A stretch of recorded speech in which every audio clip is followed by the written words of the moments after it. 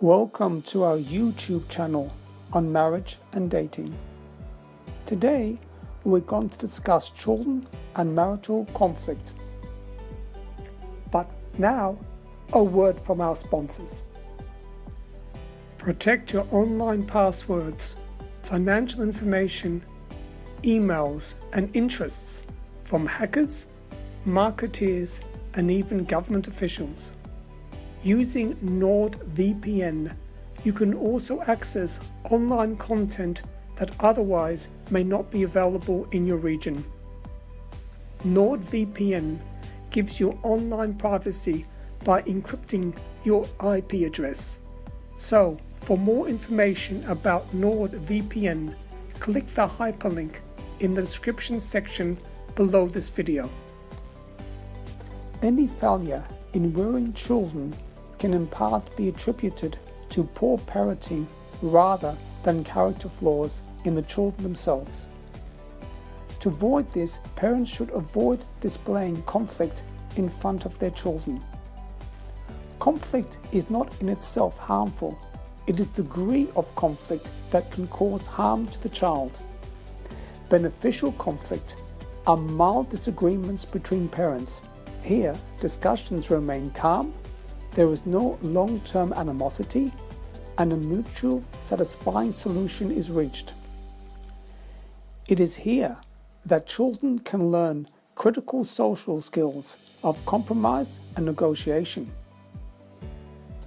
Harmful conflict involves hostility expressed through shouting and insults, which in some cases can mutate into violence. Such conflict has the following negative effects on the child. Loyalty issues. Children have trouble understanding the nature of parental arguments and yet feel compelled to take sides to avoid the wrath of their parents, whom they feel are in the position to hurt them. Excessive anxiety. Seeing parents argue shatters any feelings of domestic peace, which is so vital for the security of a child. Just as terrifying is the thought of parents eventually divorcing. Depression. Children who witness repeated disputes between parents tend to see the world in a negative light because of the absence of productive conflict resolution in their very own home and from those who are supposed to be the ultimate role models.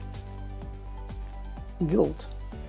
Children somehow see themselves as the cause of parental conflict and feel frustrated with the unrealistic goal of trying to resolve it. Aggression. Children who see their parents acting aggressively will in turn act out their aggression on others. They tend to see reality only from their vantage point and try to pose it on others using intimidation and even violence. So, how do you then shield your child from marital conflict? Here are the following steps. Avoid assumptions. It is vital for both parents to state and agree on when and how to communicate in front of their children. Given the ambiguities of reality, such ground rules have to be set out in clear and concise terms to avoid any misunderstandings and, by extension, marital disputes. Check yourself and your spouse. Parents should check with each other to see if they're obeying the ground rules on how they are avoiding exposing their children to marital conflict. Though this requires ongoing cooperation, the effort alone will better channel parental energy into productive conflict resolution. Body language.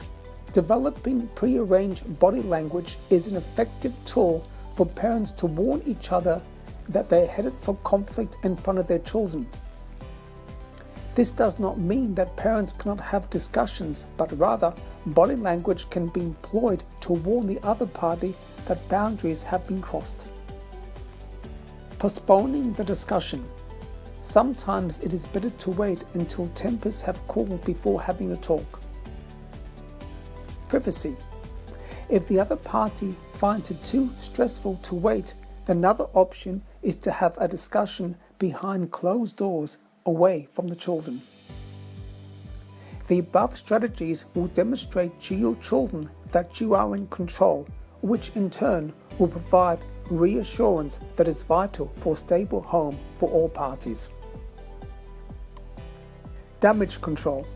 Even in situations where your children were exposed to unrestrained conflict between you and your spouse, you can still implement some form of retroactive damage control. This can be done by validating your children's feelings by admitting to the harm that you may have caused them, while at the same time giving them reassurance that you're taking steps to rectify the situation.